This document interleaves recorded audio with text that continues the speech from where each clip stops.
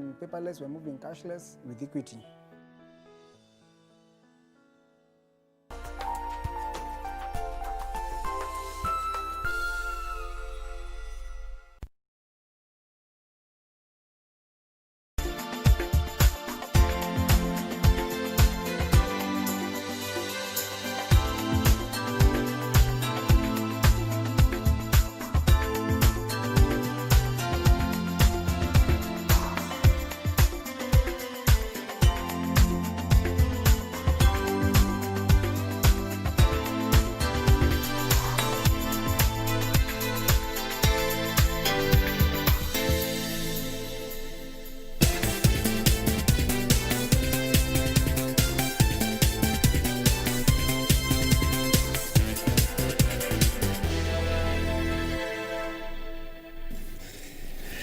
Hello and welcome. You're just in time for KBC Channel 1 Lunchtime News with me, Allan Aoko. And at the bottom of your screen, we have Lensa Odingo for the sign language. We have a packed bulletin for you. Remember, you can get in touch with us through our social media platforms on Twitter, on Facebook at KBC Channel 1 and at Aoko_76. We begin with stories education, where Education Cabinet Secretary Professor George Magoha has assured the country on safety of learners despite the scary cases of COVID-19. Professor Magoha is warning that parents might have to dig deeper into their pockets to ensure their children are safe in schools, saying schools will not shut down.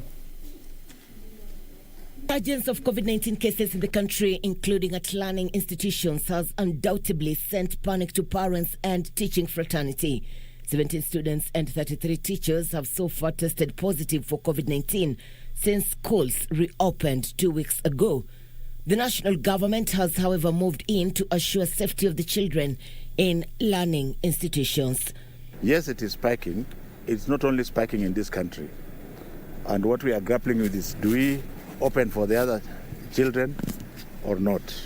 That decision is yet to be made, and I want to say that from the information reaching me, I'm glad that all schools, even those who had attempted to open earlier, have buckled and gone back. They should just wait. Nobody wants our children to stay at home forever, but it has to be a collective responsibility. Education Cabinet Secretary Professor George Magoha says the move does not intend to close schools. The examination timetable, there are no changes because, like I said, we are not planning for now to shut down because of the COVID. If that time comes, we shall tell you. So for now, the timetable for examination remains, and the children should be urged to continue to prepare. Magoha urged parents with children in boarding schools to clear school fees and support use of COVID-19 preventive gears for learners. My plea to those parents, and I feel them, there are some who are retrenched and there are some who lost earnings. But there are also a few who can come up and top up the fees they paid. Irene Mchuma Udim, Channel 1. Meanwhile, Kajiado County government is on the spot over abandoned public sanitizer booths that were established in urban centers in a bid to contain the spread of the novel coronavirus. Residents are now accusing the county government of abandoning the critical booths, even as the COVID-19 cases continue the upward trajectory in the country. The sanitizer booths were placed strategically in several satellite towns near bus terminals and open markets to cater for members of the public in the fight against COVID-19. However, with the rising cases in the country, these booths would have come in handy but are now dysfunctional. Members of the public are now blaming the county government for negligence, saying the booths stopped working 1 month ago. Hii kitu ilifungwa kutoka ifungwe ina mwezi mmoja kutoka ifungwe. Na venye ilifungwa, sijui watu wanasema corona iliisha ama ndio nini. Lakini ilifungwa kwa sasa, hakuna kusanitize. Sasa kalipombomoka hivi, kakaondolewa hapa kwa barabara, kakawekwa hapo kando. Na hivi management yake ikawa hai. Kulingana na yale vyombo ambayo tulipatiwa hapa Kitengela, ni vyombo nzuri sana, lakini tuliona kuanzia mwezi jana hatujaona hii kitu ambayo ni hema haitumiki kuanzia wakati huu. The residents want the booths functional to help curb further spread of the virus. Maana yake hii kitu inakuanga na maana sana wakati tulikuwa tunatumia. Na sisi tunajua hii kitu imefungwa, sasa siku hizi hakuna kutumia. Na tunajua hii janga la corona bado haijaisha. Meanwhile, Kilifi County Governor Emerson Kingi on Wednesday announced they would scale down operations for the next 2 weeks after 6 county officials tested positive for the coronavirus.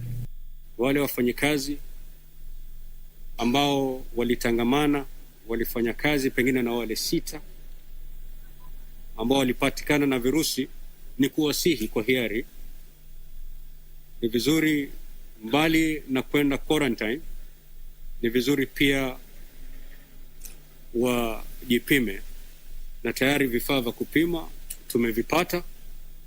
Kwa hivyo mfanyikazi yoyote yule ambaye anataka kuingia katika zoezi hili la kupima wafanyikazi wanaweza kuanza mara moja. Kingi said only staff members offering critical services will be allowed at work, urging the rest to stay at home. Tutapunguza ile idadi ya wafanyikazi katika maofisi yetu, na tutabaki na wafanyikazi wale ambao pengine hatuwezi kuendesha serikali ama kupeana huduma kwa mwananchi pasipo wao kuwa katika maofisi. He further disclosed that over 24 healthcare workers have contracted the deadly virus, which call for an additional workforce to boost capacity of the healthcare workers already overwhelmed. Weekly Fokech for Channel 1 News.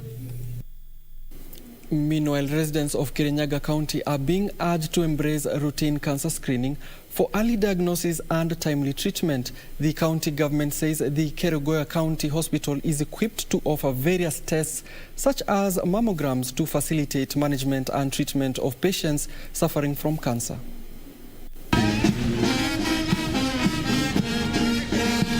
In a speech read on her behalf by the Chief Officer Health, Dr. Stanley Muredhi Nyaga, during a breast cancer awareness walk in Kerugoya, Governor Anne Waiguru urged residents to visit any health center in the country for screening. I therefore urge all the residents of Kirinyaga County to embrace routine screening, since cancer diagnosed at an early stage can be 100% treatable. Waiguru said that cancer has become a silent killer, with many people living with it without knowing, saying that an estimated 250 women in Kirinyaga County have cancer, with 10% of them without knowing. Based on the prevalence rate, it is estimated that there are 250 females with breast cancer in Kirinyaga County, but only less than 10% of them are aware of their status and thus continue to live with the disease. The governor noted that cervical cancer had become rampant among women and appealed to parents with daughters aged 10 years to take them for immunization against human papillomavirus, which greatly increases the risk of cervical cancer. She pointed out that her government was in the process of setting up a cancer center that will provide timely and quality care to cancer patients in the county. Nimekuwa nikiunganisha watu wa kansa wenye wamejulikana wako na saratani, kuwapea nguvu, kuwafanya counseling na kuwa link ama kuwa connect kwenye watapata huduma zenye hatuna. For Channel 1 News, I'm Ben Troinjua. Members of Zimmerman Settlement Scheme Society in Nairobi are protesting against intimidation from a private developer they claim wants to repossess their land. The society members claim they won a court case over the 230 acres piece of land in Roysambu, but the developer is using unethical means to grab their property. The group, led by the chairperson Margaret Wanyoike and Secretary General Michael Mafaka, want authorities to assist and restrain the developer from threatening to demolish their properties. Tunashidago ni kwa nini hii Zimmerman ya pande hii kila wakati mnakaa miaka 2 miaka 3 mnaanza kubomolewa. Kila saa tunatetemeka juu ya kubomolewa. Mtu anacheji watoto wake shule leo, unakaa unawacheji. Hiyo kitu watuangalie pia, sisi ni watoto wake. Tunafaa heshimu sisi kama watu wa Zimmerman Settlement Scheme. We want to send this message to him, ya kwamba awache kwenda kwa maofisi kudanganya wakubwa ndio wakuje watubomolee manyumba yetu kama venye walibomoa.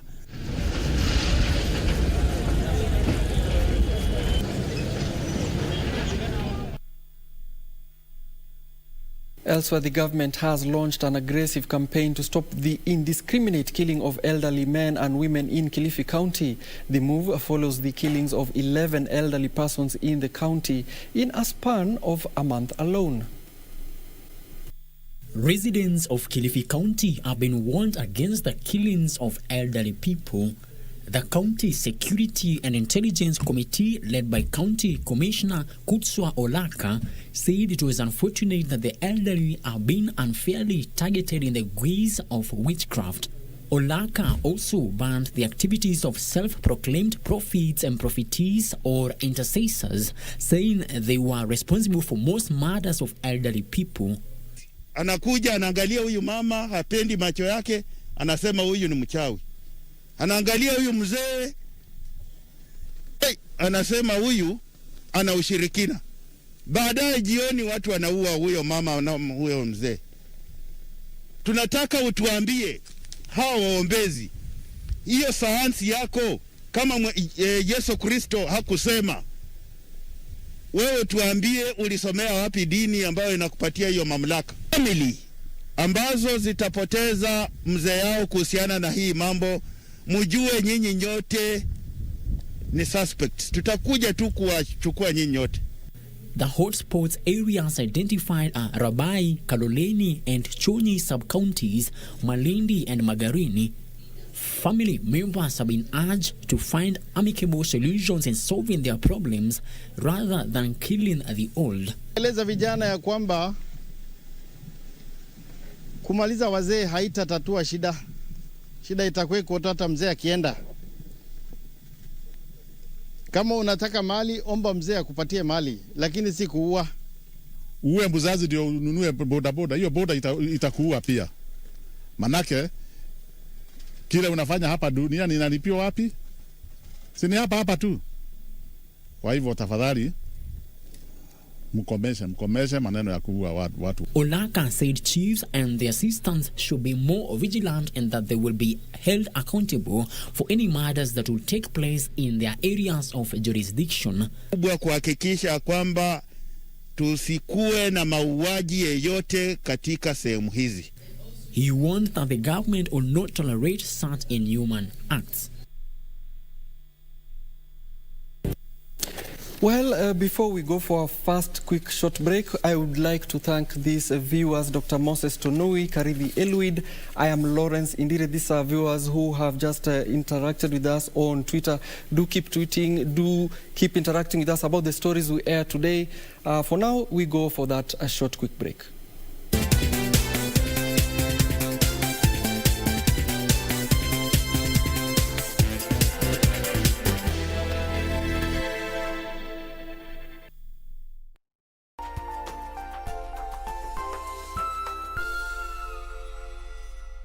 And we are very thankful because Equity Bank allowed us a moratorium of 2 years, and this has really sustained Optiven as an organization. Next on.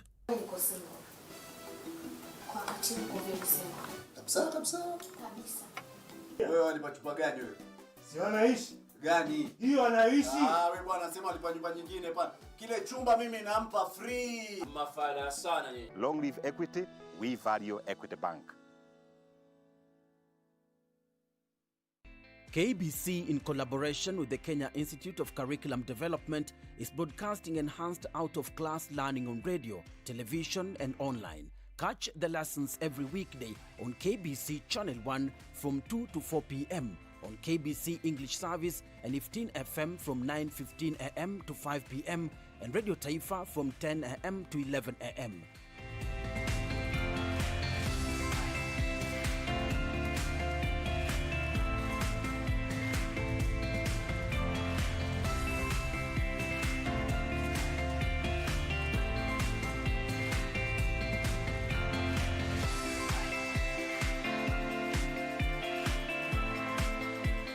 KBC English Service, Radio Taifa and 15 FM are also available countrywide on the free-to-air Signet digital TV platform, or log on to www.kbc.co.ke for live streaming, or download the KBC Online app on Google Play Store. Kenya Broadcasting Corporation, ensuring learning no matter what.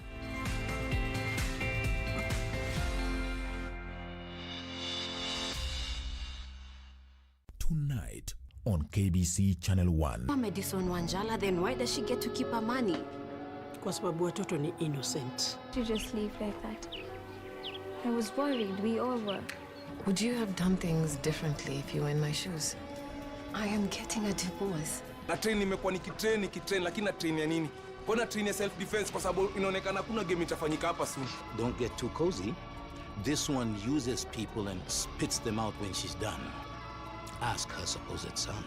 Get out, bull. Whatever happens, I will not drop you. Stop being paranoid and get back to your training.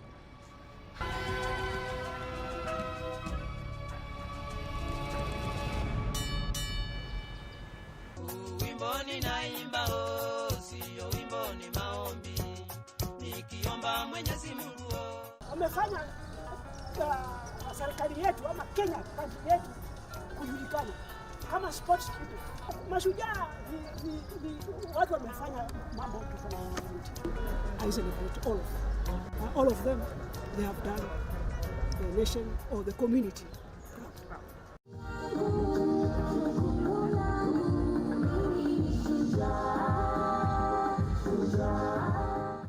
Wimboni naimba sio wimboni maombi. Nikiomba Mwenyezi Mungu. This weekend on KBC Channel 1. Let us get this right. Shut up, Julia. Quit behaving like a class 4 kid, and woman up. Farah, you are saying? Fateh Kinyanjui. If I ever told you that you are my hero, you are my chicken. When I grow up, I just want to be like you. Hey, Mwalimu, those are really big names. Hey, I wish I could be smart like you. Yeah, if you're having this skin disease, how comes you cannot say it? What kind of stupid question is that? That is because I'm wearing clothes. Idiot. Look, Julia, I'm really sorry. I didn't think they'll use this information against you. No one is killing anyone here. I would if I were in her shoes. What are you talking? Wait, she's young. Can you stop laughing and help Farah out of that mess? Classmates, every Saturday on KBC.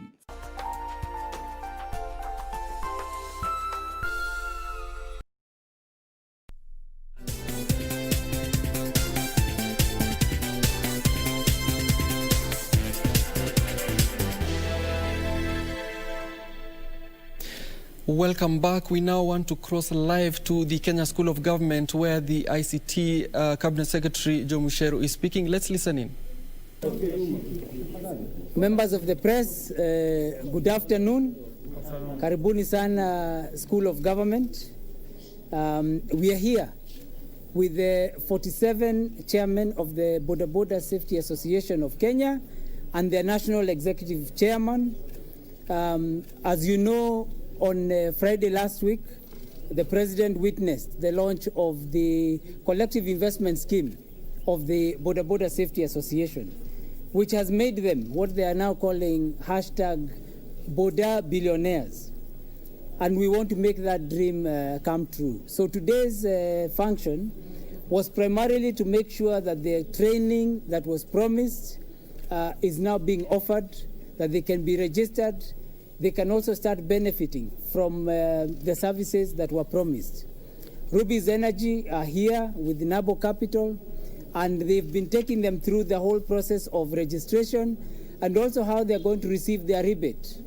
If you remember, they've been promised 3 shillings per litre for the rebate on all the fuel products, 15 shillings for lubricants, and even for cooking gas, where they get up to 60 shillings. On a 6 kg gas tank. But in addition to that, I was in Turkana and I met with the Boda Boda people. Actually, this was on Saturday. And one of the key questions that they keep asking is how can they get training and the licenses that they need so that they can legitimately work in the roads. And so I'm very pleased that we also have General Moniki, who is the chairman of NYS Council. They have offered to provide training across the whole country for all the Boda Bodas. And since he's here, let me not speak for him. Let him just say what the training will be about in a few words. So, Chairman.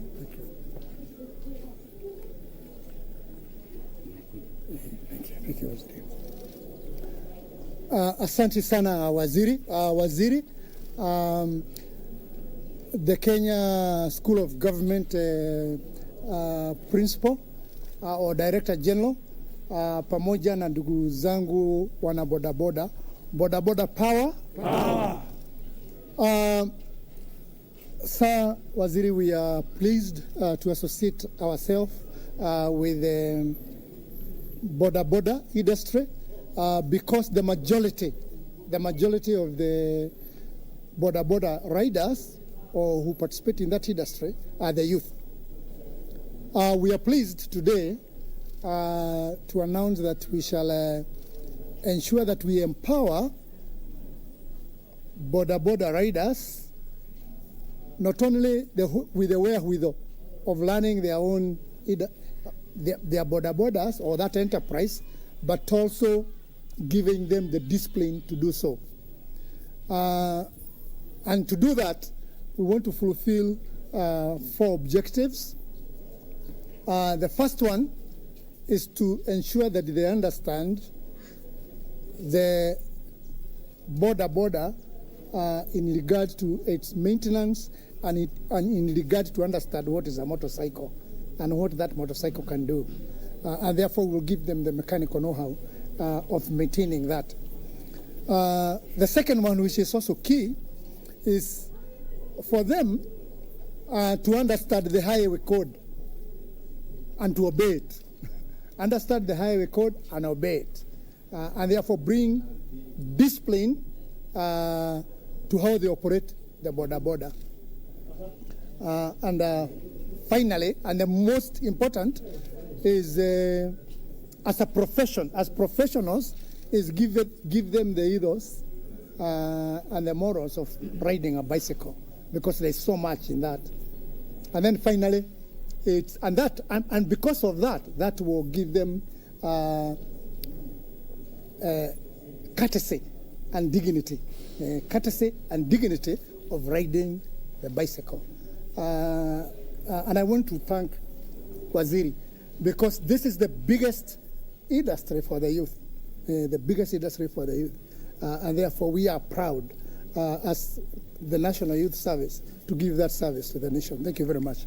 And now, I was very surprised when I came. I understand that wana boda training ile wanafanyaga wanalipaga shilingi 8,000 mlisema? Shilingi 8,000 shilingi 8,000 zaidi ya shilingi 8,000, lakini ile training tutawapatia ndio wapate certificate ile watapata, alafu wapate license, tutalipisha shilingi 750 shillings, which is less than 10%. Asante sana waziri. General, asante sana. And what's important, here training, it will be done across the country, not in just one place. NYS is there to service the country, and so they will work very closely with the chiefs and will be in the places where chiefs are to ensure that the training has been taken to where all the bodas are, not just in the urban centers. So it will be available for everybody across the whole country. And the plan is to have this started in the next week or so. We get this program begun. About 40% of bodas did not have licenses, and we hope even maybe before the end of this year they can all be trained. It's a 1-week training. They get the full training and they all have licenses. They all have all the knowledge so that they can maintain the process. But I don't want to finish without the chairman or the national executive chairman of the Boda Safety Association also giving his comments on what he has seen so far. Bwana Mubadi. Thank you so much, Bwana CS. Boda power.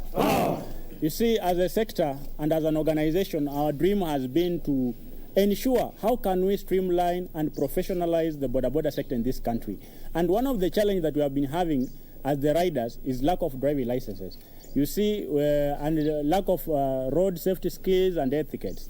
But this is a very, very important day for us as the boda sector in the whole Republic of Kenya, that the government has come out to support You know, we have been paying very expensively, and our people, most of them, they come from very poor families. They cannot afford to pay those fees that were being paid to the driving school to make sure that they operate their licenses.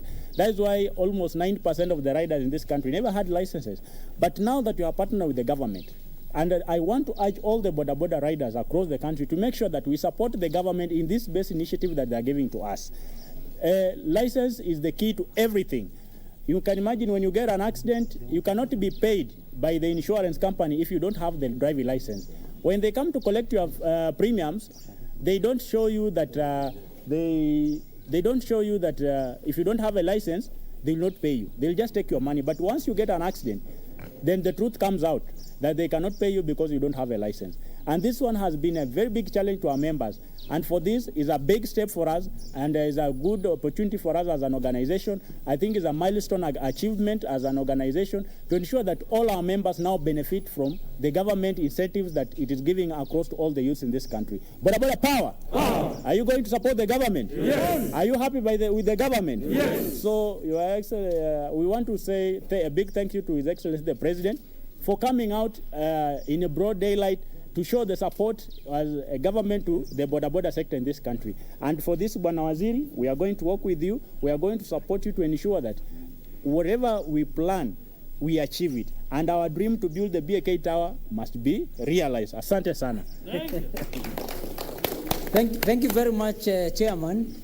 Well, there we have it. That is the ICT Innovation and Youth Affairs Cabinet Secretary Joe Musheru speaking with border stakeholders, of course, speaking about streamlining the sector and as well formalizing the sector in terms of training of the border riders so that they are well equipped and skilled to use our motorways. We shall be following up on that story and bring it to you on our subsequent bulletins. But for now, a total of 30 counties are expected to benefit from ultra-modern cardiovascular diagnosis equipment in a bid to broaden access to cardiovascular treatment services in the country. The initiative being undertaken by the University of Nairobi Enterprises and Services Arm in partnership with private sectors will enable health facilities in rural areas carry out a cardiac screening using ultrasound equipment. About 1 in every 4 Kenyans have elevated blood pressure and are oblivious of the condition. This is according to the National STEP survey. Which is a portable ultrasound that has the ability to diagnose heart disease even in the remotest parts of this country. How did we get here? We recognize that in this country we have a major rise in heart diseases or cardiovascular diseases. However, there are still challenges in terms of diagnosis, treatment, and follow-up of patients, and that's how we've come today to see how we can be able to fill that gap by not only just using the big traditional equipment, but also portable equipment that we can visit patients in rural clinics and also in homesteads to carry out this. What we're providing in this partnership as Novartis is 30 devices, ultrasound devices, to help towards diagnosis for these patients. That means then the time for them even to travel to these different areas where they had to travel 300 kilometers, that is reduced. But also another thing is the training. This is going towards the capacity building. We have really provided training, actually practical training to various experts who are spread across the country and now providing a solution.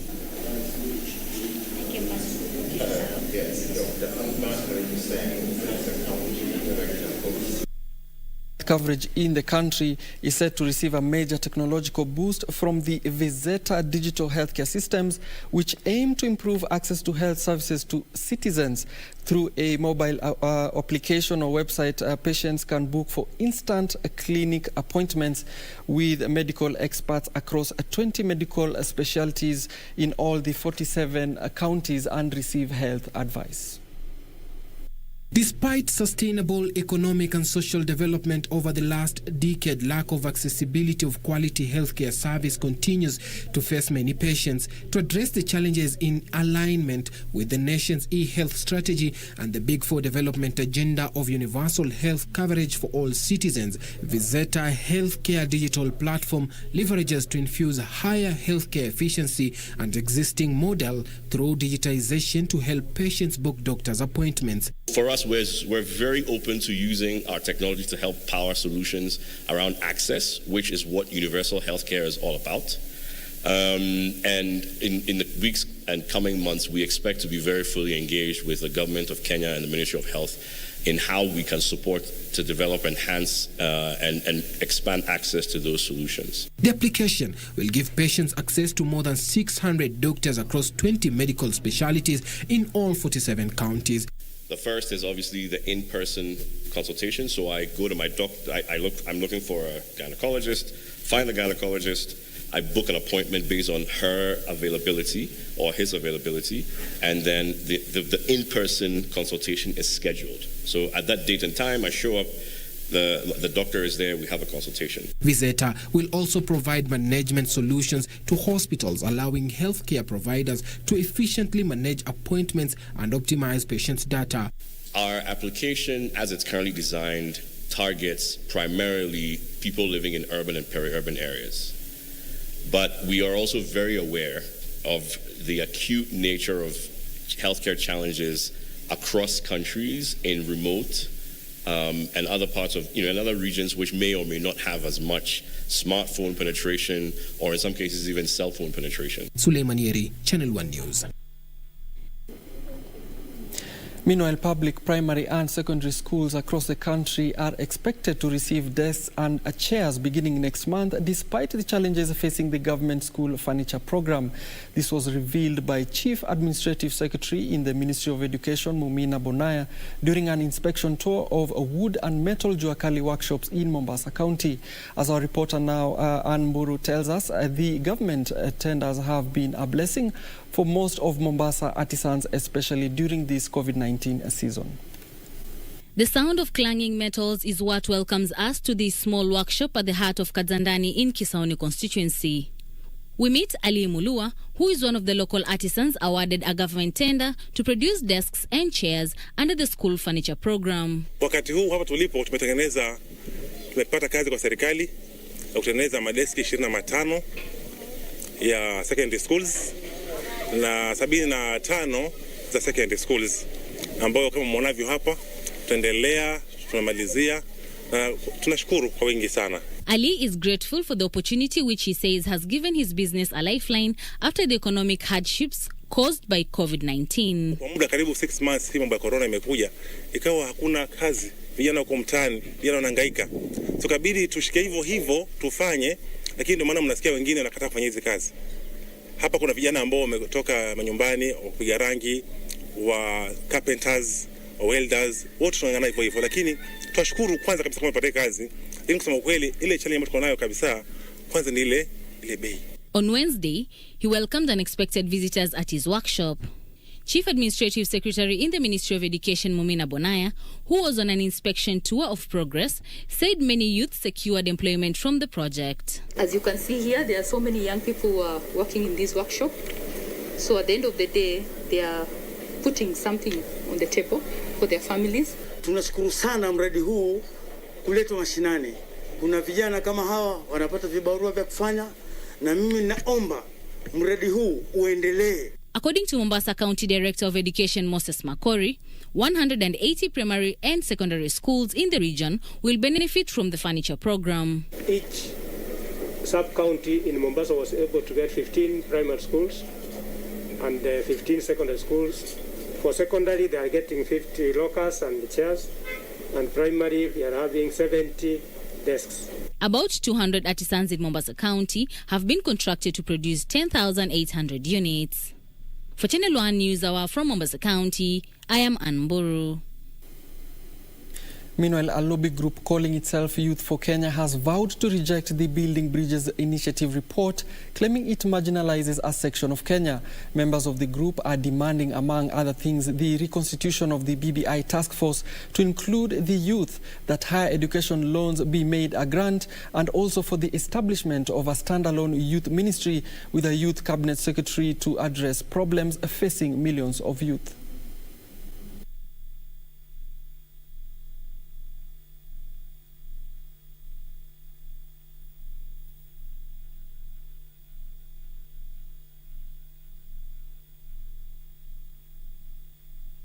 We have our irreducible minimum as the highest population of this country.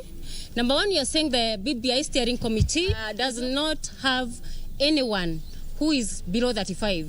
And now we are saying for the conversation to continue, we must have somebody who is a youth in that steering committee. From where we sit, we actually feel that as young people, there is a big meal that is BBI, and these smaller things that are being added are just sweeteners to help young people support a process and take people to a wedding. But we are not part and parcel. We are not the groom, and we are not even the bride, and we are not even eating rice in that particular wedding.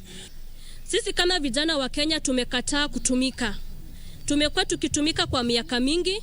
Kazi yetu ni sisi tukiitwa na wanasiasa tunaenda, kazi yetu ni kwenda kusindikiza wanasiasa, na serikali yetu haituangalii. Serikali yetu imechangia pakubwa kwa vijana wa Kenya kutumika badala ya kuwa empower. Elsewhere, Devolution Cabinet Secretary Eugene Wamalwa has emphasized on the need to build on the gains achieved so far in counties to ensure devolution succeeds across the country. Wamalwa said the skills, training and development in making the building materials like cabro and interlocking blocks will help retain the country's resources by acquiring construction materials locally.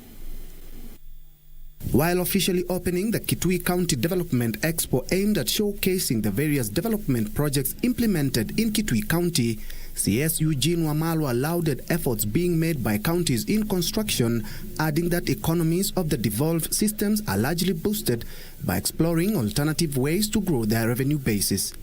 Ninyi mumeonyesha munachangia pakubwa agenda kuu nne za Mheshimiwa Rais, the Big Four agenda, haswa manufacturing. Sababu nimejionea mwenyewe hapa. After touring the county ballast crusher site at Kwalui in Kitui, Wamalwa said natural resources and minerals will be key to really transform the county if well exploited. Sababu necessity is the mother of invention.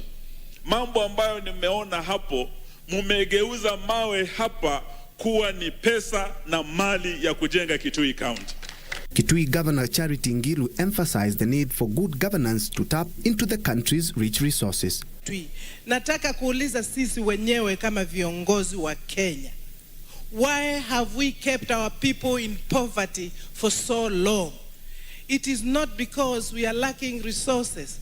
We are lacking leadership that can now drive this country forward, because in devolution we have resources that we can start projects and programs that are not only brick and mortar. For Channel 1 News, I'm Ben Troinjue. A family of 7 in Nakuru will be forced to spend the night in the cold after their house was demolished and property destroyed following a land dispute. Hannah Njeri from Shamoka village in Ngorika, Nakuru County, claims police officers raided their home in the company of some hooligans and evicted them on claims they were enforcing.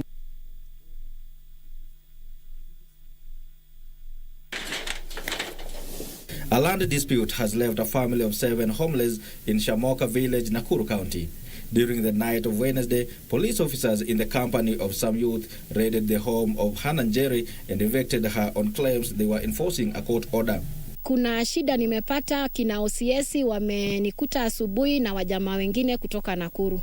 Wamenivamia, wamebomoa nyumba yangu. According to Njeri, they were ejected from their beds and had no time to salvage anything as they were barred from accessing the property on allegations that the land on which their house is sitting had been sold.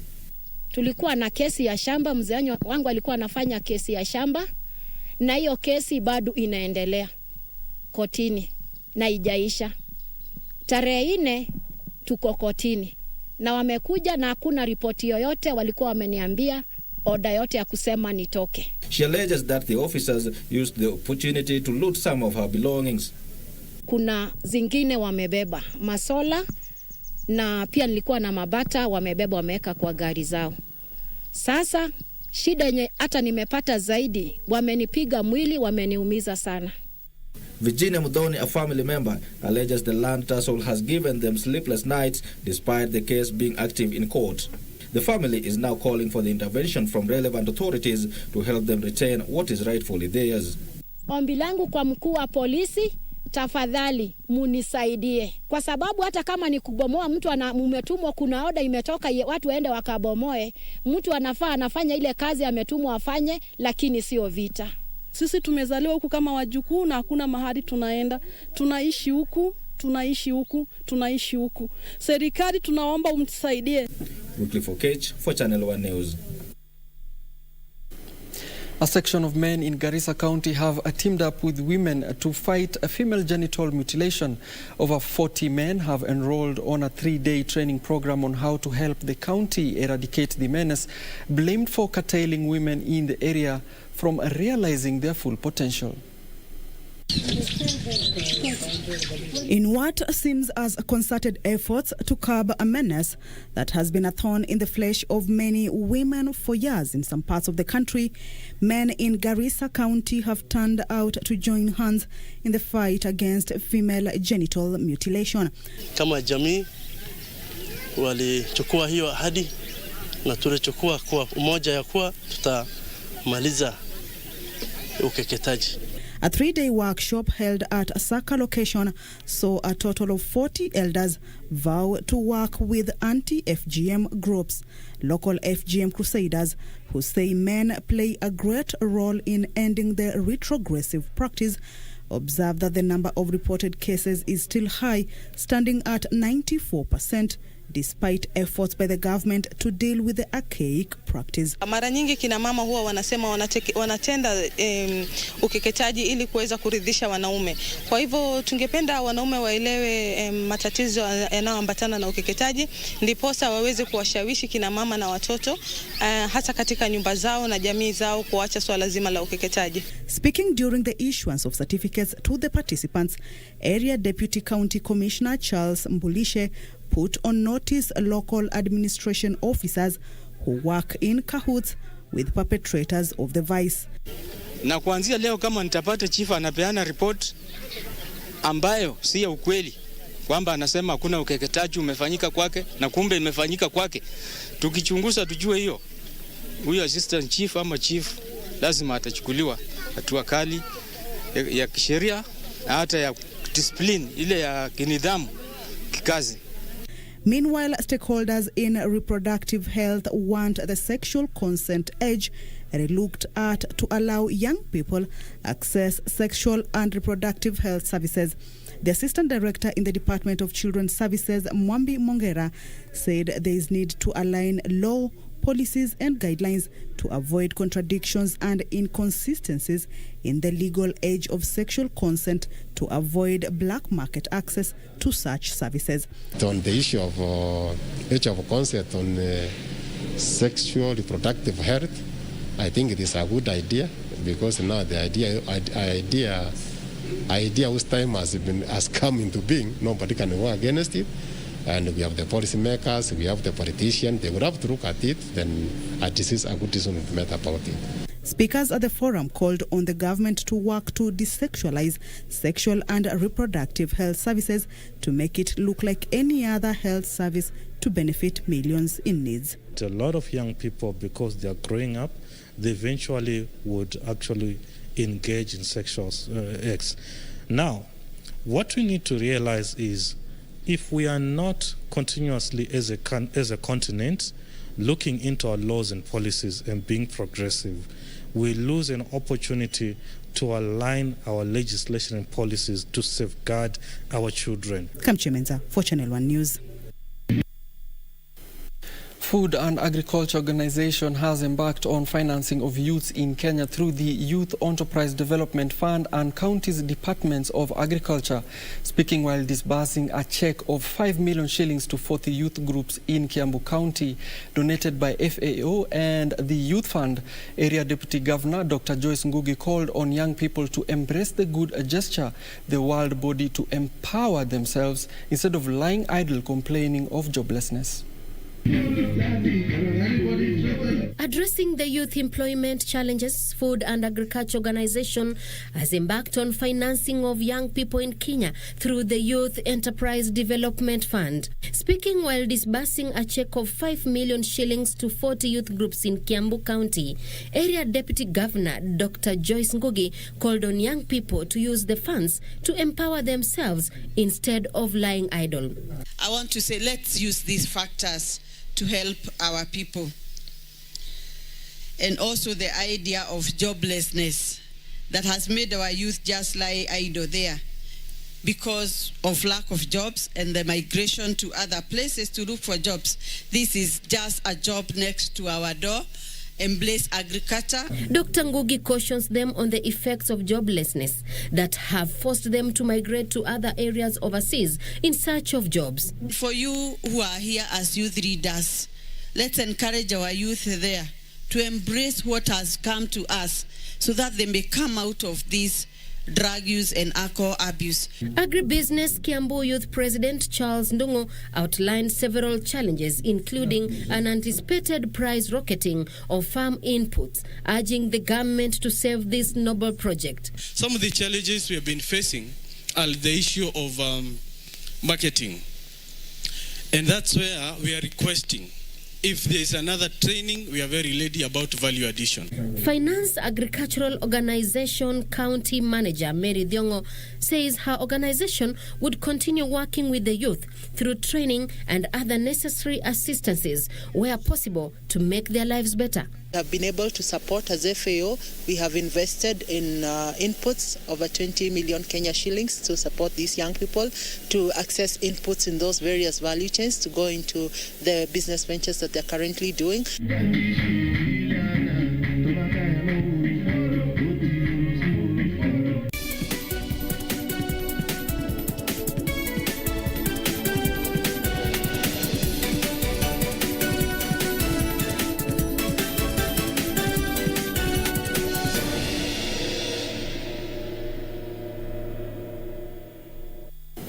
It's time to transact now. The government is calling on investors to take advantage of investment opportunities presented by the Konza Technopolis that has been termed as a regional model of building cities.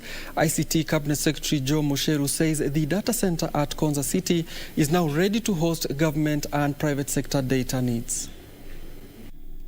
Konza Technopolis has attracted over 40 firms that had applied to establish investments in technological ventures. So far, more than 40% of the 145 parcels under Phase 1 of the project had already been taken up. Those who have already taken up space at Konza include a South African Specialized Hospital, an American hospital, software development companies, real estate developers, hotel and residential houses. The ICT Ministry is calling on investors to tap opportunities at the Konza City. Globally, many new technologies have come up on how to build, how to manage cities and ensure that those cities are smart. Konza is the showcase for our region, for our country, for everyone to see how we can be able to implement this effectively, efficiently, and really improve the quality of lives of Kenyans. And so I would encourage everyone to go to Konza.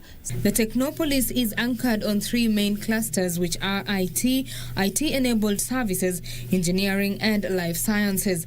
As a special economic zone, the Technopolis ranks high in the ease of doing business due to incentives by the government. The National Data Center, located at Konza Technopolis, is now ready to host government and private sector data needs. The ministry has exuded confidence that the state-of-the-art facility will be of great benefit, especially for government agencies. We have a Tier 3 data center, which according to international standards, we are actually a data center that should be 99.99% available every other time. So we really welcome many more agencies to come on board. And actually very soon we are preparing a policy to try and encourage as many other government agencies.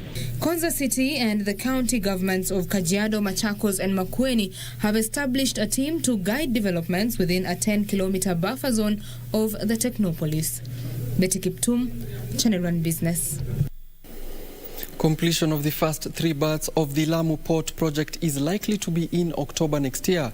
The project was delayed due to COVID-19 disruptions, but officials insist construction is still on course. The first berth is complete, with construction of the other 2 ongoing. The Lamu Port project is projected to have 32 deep-sea berths.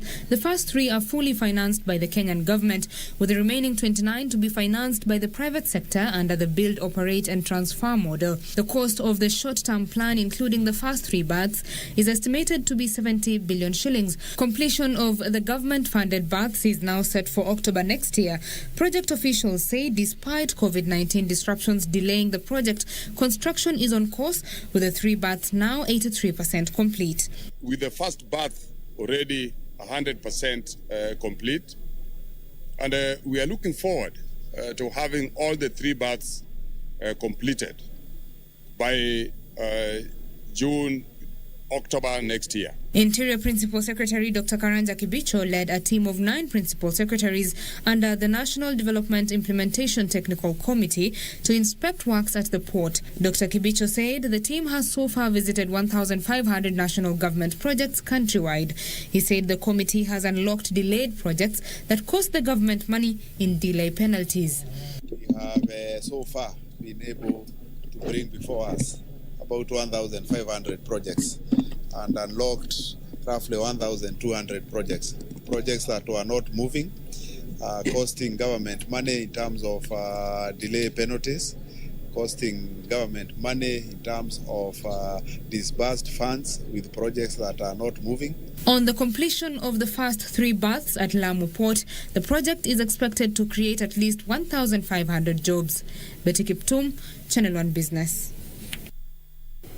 The Food and Agriculture Organization projects that new swarms of locusts could invade northern Kenya from Ethiopia in 3 weeks. FAO Deputy County Director Hamisi Williams says they have heightened surveillance in counties bordering Ethiopia as they monitor movement of the pests. Early last month, the government said efforts to contain the locust invasion had borne fruits and only a handful of swarms were being spotted in the counties of Turkana and Samburu. However, the joy might be short-lived as Kenya now faces another invasion of the invasive pests. The Food and Agriculture Organization says new swarms of locusts have been spotted in the neighboring Ethiopia. 2019 we had it, large scale. Now 2020 we are saying, according to those predictions, we may have it again, you get. And you never know, because if things don't happen, then we may again 2021, and you get the point. FAO says the locusts that are breeding in Ethiopia and Somalia are likely to cross into Kenya in the next 3 weeks. FAO says it might need an additional budget on top of the 14 billion shillings they had for containing locusts in the East African region. To control desert locust is a very expensive affair and requires huge logistical support and arrangement. To get the bases where they are, to manage ground scouts, so that you know when they are going where are they going, how many are they have the equipments are working, you supply them with the chemicals, it's like a warfare. It's that very logistic heavy. Aerial surveillance of the locusts has been heightened in the northern Kenya. A World Bank report indicates that the first invasion of locusts in East Africa and Yemen cost the affected nations about 900 billion shillings in food import bills and missed economic opportunities. Benson Tuoba reporting for Channel 1 Business. Egypt is aiming to revive its tourism industry, which has been hard hit by the COVID-19 pandemic, with a new marketing campaign about pyramid plateaus. Co-sponsored by the country's Ministries of Tourism and Information and produced by an international marketing firm, the campaign includes aggressive advertising on foreign and domestic media to keep Egypt in the minds of international travelers. Here are the details of this and other stories in our International Business Roundup. Tourism, one of Egypt's pillar industries, yielded about $13 billion in 2019. In 2020, however, the sector has suffered a major setback due to the pandemic. Egyptian authorities hope that once the second wave of the pandemic is over and restrictions are lifted, travelers will choose Egypt as a priority destination. Besides spreading information about Egypt, the campaign mentions the refurbishment of pyramids of Giza Plateau to make the visit to the oldest wonder of the world a more enjoyable experience. The Grand Egyptian Museum, scheduled to be open next year, will be the largest in the world. The project reveals Egypt's intention on global promotion. The campaign also focuses on Egypt's health measures and conditions. Elsewhere, Samsung Electronics has reported record revenues of $59 billion for its third quarter. The strong revenues was fueled by a 50% jump in smartphone sales, while profits from microchips increased 82%. The Korean tech firm posted a third quarter net profit of $8.3 billion, a 49% increase over the same period last year. Samsung's mobile and chip businesses were likely boosted by US sanctions against its Chinese rival Huawei. The increase in sales likely reflects that Samsung is eating into Huawei's market share as US restrictions hit the Chinese telecommunications giant. And financial markets have tumbled around the world for a second day this week amid concerns that a rise in coronavirus cases will hurt still tentative economic recoveries. Major US indices sank 3.4% or more, while European bourses also saw steep falls. The UK's FTSE 100 ended almost 2.6 lower Wednesday, and Germany's DAX dropped 4.2%. The declines were widespread as investors sold off shares in favor of less risky assets like the US dollar. In the US, travel and energy firms, which are sensitive to concerns about the pandemic, suffered some of the steepest losses.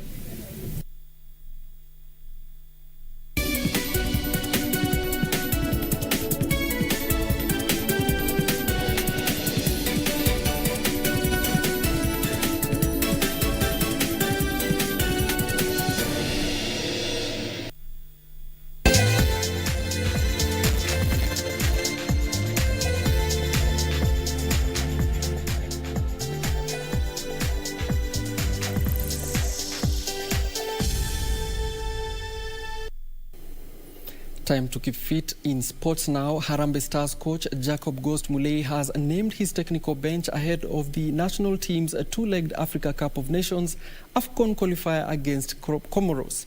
Mulee has named Twahir Muhyiddin, William Muluya and Ken Odhiambo as part of his backroom staff. Hagai Azande has also been named as the goalkeeper trainer. The first leg is set to be played at home on November 11th and the second leg is scheduled for November 15th. I want to see how the players who are playing in Kenya are doing. I've been watching them in the leagues, playing continental matches. So it's exciting to have the players come in and our first session looking at who is where. Of course, we know they've not had a season going since March. They've not played competitive apart from the game against Zambia. So again, we come and see.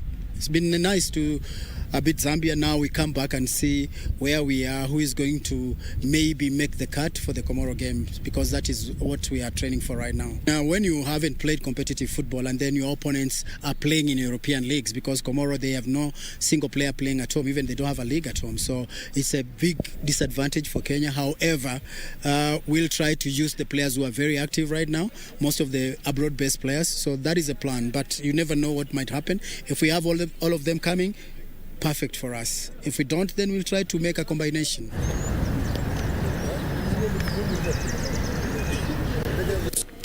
Hakim Ziyech scored his first Chelsea goal as a Frank Lampard side picked up 3 points in an emphatic 4-0 win in UEFA Champions League match against FK Krasnodar in Russia. Elsewhere, Marcus Rashford came off the bench to score a clinical hat-trick as Manchester United pounded RB Leipzig 5-0. Ziyech into Havertz, Hudson-Odoi, and it's in through the goalkeeper. Callum Hudson-Odoi scores. Big mistake by Matvei Safonov, and Chelsea have the lead. Callum Hudson-Odoi. Timo Werner's ready to take, and scores, and Chelsea lead 2-0. football. Werner turns it square. Ziyech, 3-0. Ziyech scores for Chelsea. His first goal since joining from Ajax, and the points are well and truly safe. Tinovic beaten here by Abraham. It's Pulisic, and it's 4. And that is harsh on Krasnodar. But Christian Pulisic makes it 4-0 to Chelsea with a counter. Shot is deflected in, and Ousmane Dembele has made the breakthrough. There's an element of fortune about it, because the clip off the defender looped it past Wojciech Szczesny. There was nothing that he could do about it. But Ousmane Dembele, who's had nothing but misery on the injury front in the... Lionel Messi, unstoppable. Barcelona over the hills and far away. Sancho from the spot. No problem, strokes it home. The breakthrough comes, or goes Holland to finish with a flourish. He wasn't going to keep missing, was he? The form that he's been in this season, he fancied him, just a long ball up front. With a flick on, and he is onside. Out the passageway now. Excellent by Pogba. Greenwood's in, and Greenwood scores. Behind them, the flag's gone up. Marcus Rashford's going to finish it anyway. Here's Marcus Rashford again. He's in behind them once more. It's Rashford. It's 3. What an impact. Here comes Martial, who scores. It's 4-0. Number 5. Marcus Rashford on a hat-trick, and he gets it. Marcus Rashford has come off the bench and absolutely lit up Old Trafford.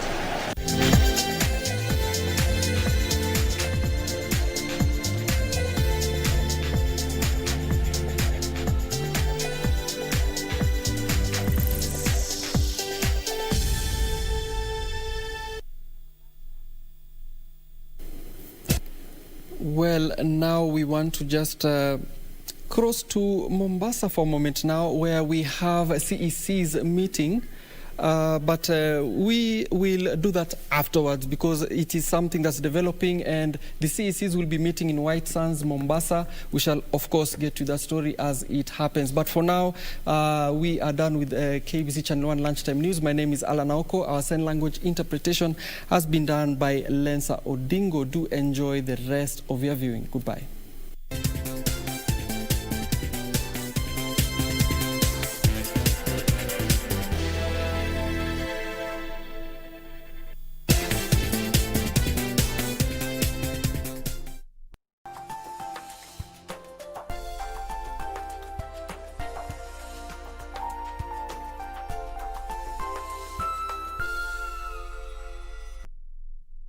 What is your expectation as an outcome from the viewers? By the end of this lesson, yes, I expect my learners back there at home, yes, to know how these birds behave. They must know how the beaks of these birds look like. They must know about the clauses of these birds. How do they appear like? Yes. How are they adapted to that kind of feeding habit that we are going to talk about? Yes. That is what I want my learners to know.